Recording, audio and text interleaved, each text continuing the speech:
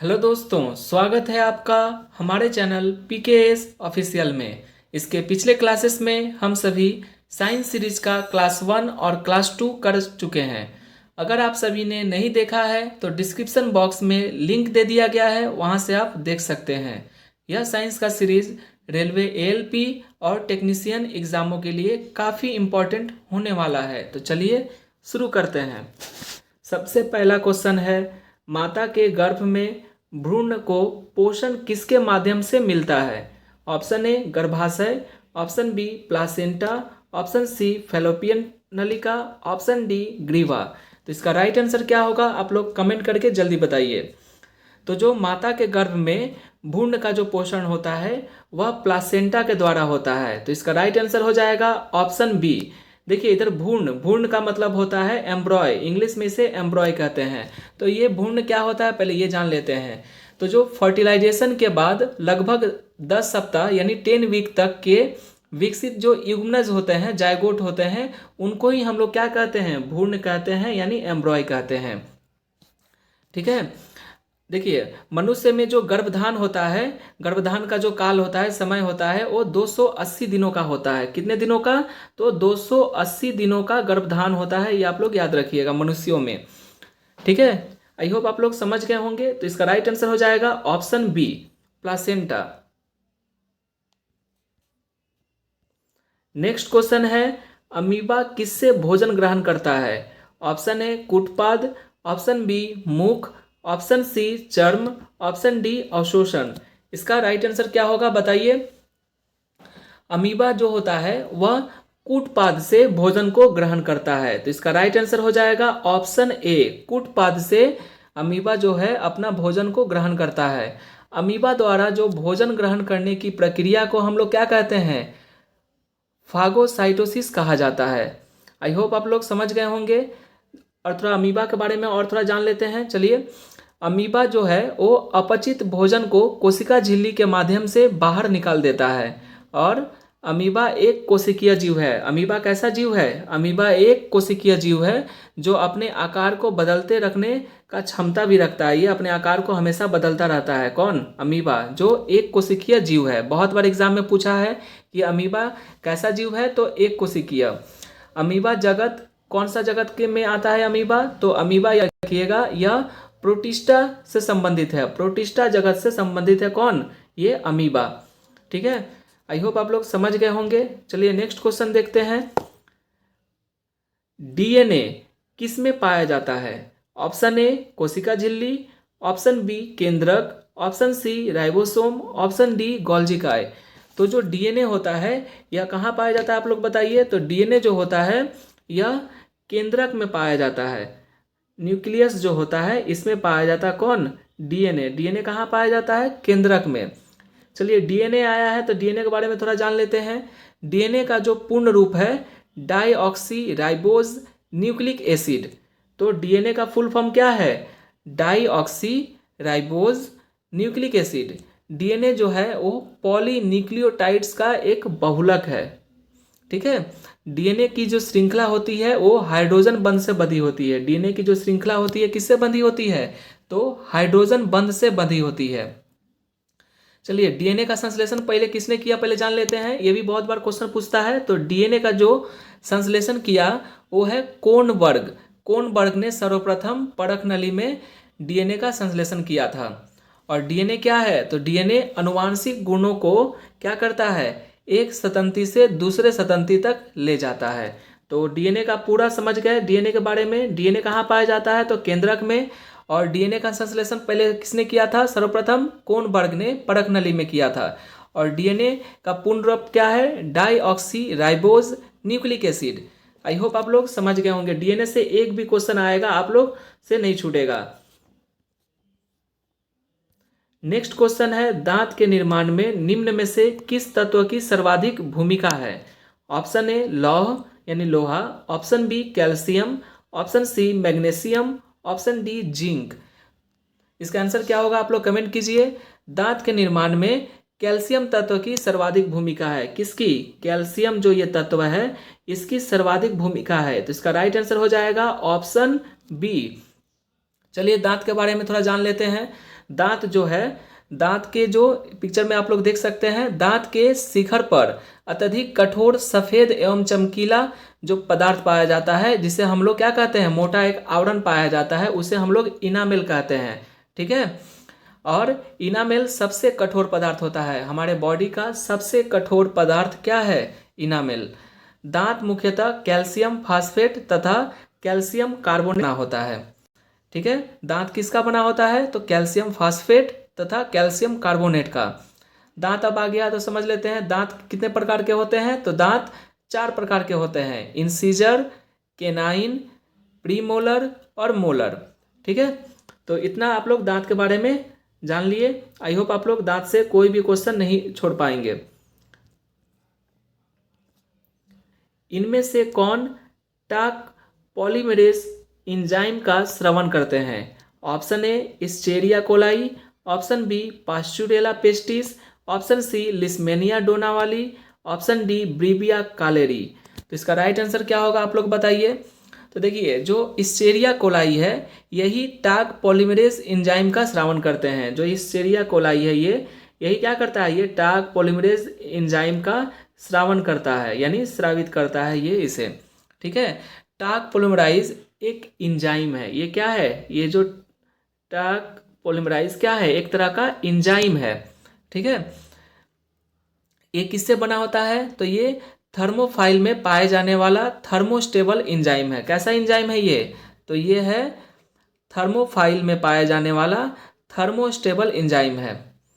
ठीक है, I hope आप लोग इतना समझ गए होंगे। तो इसका राइट आंसर हो जाएगा ऑप्शन ए। ये बहुत ही इंपॉर्टेंट क्वेश्चन है। एस्चेरिया कोलाई जो होता है यही स्रावित करता है किसको, टाक पॉलीमराइज एंजाइम को। नेक्स्ट क्वेश्चन है, मानव के शरीर की कौन सी धमनी ऑक्सीजन रहित रक्त को ले जाती है। ऑक्सीजन रहित रक्त यानी अशुद्ध रक्त, इसमें ऑक्सीजन नहीं मिला हो वैसे रक्त को कहते हैं अशुद्ध रक्त, और जिसमें ऑक्सीजन मिला रहता है उसे हम लोग शुद्ध रक्त कहते हैं। तो यहाँ पर पूछा है ऑक्सीजन रहित रक्त, यानी जिसमें ऑक्सीजन ना हो तो उसे हम लोग अशुद्ध रक्त कहते हैं। तो ये कौन सी धमनी को ले जाती है रक्त को, तो ऑप्शन ए ब्रिक धमनी, ऑप्शन सी उदयी धमनी महाधमनी, ऑप्शन सी फुसफुस धमनी, ऑप्शन डी वंक्षण धमनी। तो इसका राइट आंसर क्या होगा आप लोग बताइए। मानव शरीर की जो फुसफुस धमनी होती है, ये जो फुसफुस धमनी होती है यह क्या करती है, ये ऑक्सीजन रहित यानी अशुद्ध रक्त को ले जाती है।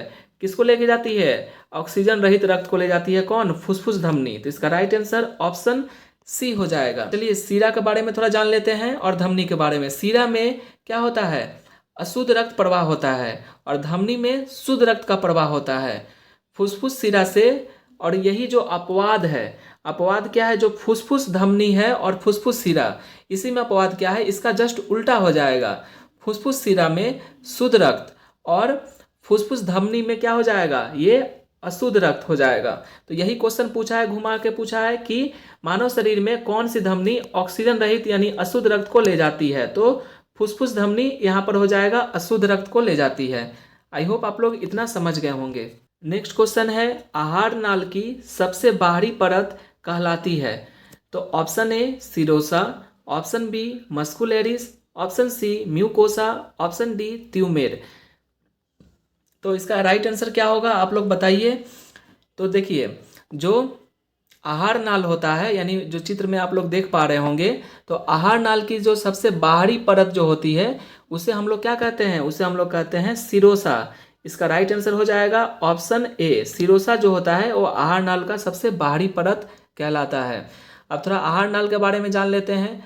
आहार नाल अग्रभाग से मुख से प्रारंभ होकर पश्च भाग में स्थित गुदा यानी एनस द्वार यानी बाहर की ओर खुलती है। तो आहार नाल इतनी बड़ी होती है, आप लोग समझ सकते हैं कि मुख से प्रारंभ होकर गुदा यानी जो एनस होता है वहां तक खुली रहती है। आहार नाल की सबसे भीतरी परत को हम लोग क्या कहते हैं, ये म्यूकोसा कहते हैं। बाहरी परत को सिरोसा, और ये जो भीतरी परत है, क्या है ये भीतरी परत जो है, आंतरिक जो दीवार है, उसे हम लोग क्या कहते हैं, म्यूकोसा कहते हैं। ये भी आप लोग याद रखिएगा, अगर क्वेश्चन बाहरी ना पूछकर भीतरी पूछ दे तो क्या हो जाएगा, म्यूकोसा। आहार नाल का बाहरी जो परत है इसे हम लोग सिरोसा कहते हैं, और भीतरी जो परत है उसे हम लोग क्या कहते हैं, म्यूकोसा कहते हैं। आई होप आप लोग इतना समझ गए होंगे। नेक्स्ट निम्नलिखित में से कौन सा फूल का प्रजनन अंग नहीं है? प्रजनन अंग नहीं है पूछा है। ऑप्शन ए वर्तिकाग्र, ऑप्शन बी वर्तिका, ऑप्शन सी परागकोश, ऑप्शन डी बाह्य दल। तो इसका राइट आंसर क्या होगा ये आप लोग कमेंट कीजिए। तो देखिए जो बाह्य दल होता है यानी बाह्य दल पुंज, यह फूल का प्रजनन अंग नहीं है। तो जो ये बाह्य दल या बाह्य दल पुंज जो होता है यह फूल का प्रजनन अंग नहीं होता है। ठीक है, इसका राइट आंसर हो जाएगा ऑप्शन डी। तो बाह्य दल के बारे में थोड़ा जान लेते हैं। देखिए बाह्य दल पुंज जो होता है फूल का सबसे बाहरी चक्र है, जो आप लोग चित्र में देख पा रहे हैं। यह प्राय हरे रंग का होता है। जो बाहरी की तरफ आप लोग देख पा रहे हैं फूल में नीचे जो है वो बाह्य दल पुंज है जो हरे रंग का होता है। और हरे रंग होने से क्या इसमें क्लोरोफिल पाया जाएगा और यह क्या करेगा, प्रकाश संश्लेषण में सहायक होता है। कौन? ये बाह्य दल पुंज। बाह्य दल पुंज क्या होता है, प्रकाश संश्लेषण में सहायक होता है। और जो वर्तिकाग्र है और वर्तिका है यह क्या है, मादा जनन अंग के भाग हैं। तो ये दोनों क्या है, वर्तिकाग्र और वर्तिका, ये मादा जनन अंग के भाग हैं। ये आप लोग ध्यान में रखिएगा। और नर जनन का अंग क्या है, पुमंग जो होता है, पुमंग नर जनन का अंग है, जबकि जयांग जो है मादा जनन का अंग है। ये आप लोग याद रखिएगा। तो एक क्वेश्चन से आप लोग 2-3 क्वेश्चन आप लोग समझ पा रहे हैं। तो इसका राइट आंसर हो जाएगा ऑप्शन डी, बाह्य दल पुंज जो है यह प्रजनन अंग नहीं है फूल का। तो इसका राइट आंसर ऑप्शन डी हो जाएगा। नेक्स्ट है निम्नलिखित में से कौन सा मादा प्रजनन तंत्र का भाग नहीं है? ऑप्शन ए अंडाशय, ऑप्शन बी गर्भाशय, ऑप्शन सी शुक्रवाहिका, ऑप्शन डी फॉलोपियन नलिका। तो देखिए शुक्रवाहिका जो होता है यह मादा प्रजनन तंत्र का हिस्सा नहीं है। शुक्रवाहिका जो है यह पुरुष के प्रजनन तंत्र का भाग है, यानी नर का प्रजनन तंत्र का भाग कौन है, शुक्रवाहिका। बाद बाकी ये अंडाशय, गर्भाशय और फॉलोपियन नलिका ये तीनों मादा प्रजनन तंत्र का भाग है। लेकिन क्वेश्चन पूछा है कौन सा मादा प्रजनन तंत्र का भाग नहीं है, पूछा है यहाँ पर नहीं है। तो शुक्रवाहिका इसका राइट आंसर हो जाएगा। शुक्रवाहिका क्या है, नर जनन अंग का भाग है। तो इसका राइट आंसर ऑप्शन सी हो जाएगा।